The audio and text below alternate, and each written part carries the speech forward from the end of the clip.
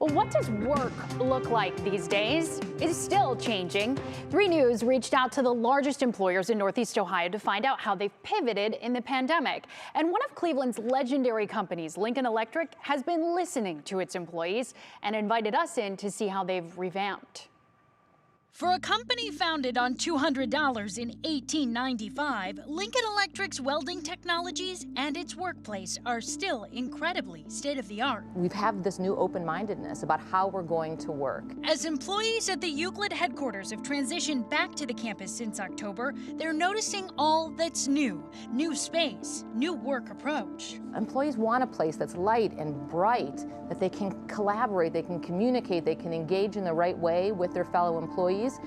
And not having people in the building was a great time to do it. So we made a significant investment in this workspace. It's a stark change from the past. In March 2020, like many companies, Lincoln Electric was shocked into action prior to the state's stay-at-home order. So we didn't have remote employees. We really didn't have any formal type of flexible work arrangement.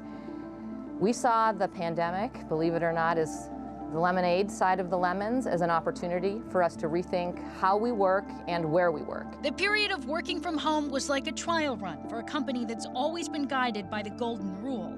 Now, 15% of Euclid campus workers have stayed in permanently remote roles. Another 50% have flexibility in their work location.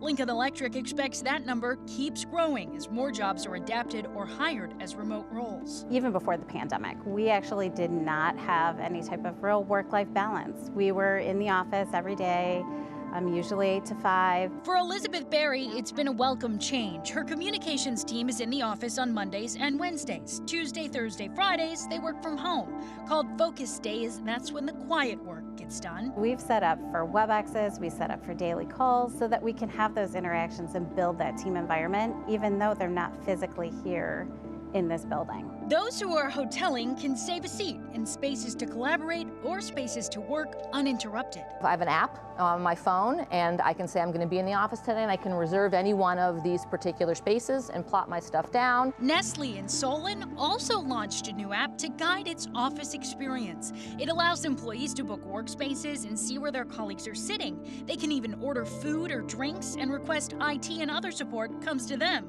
Both companies hope these innovations help with retention and recruitment. We made this investment because we believe our employees and our talent is our most important asset. And if we didn't, there's no reason to make these types of investments. There's no reason to really ask ourselves to rethink how we work, but it was worth it.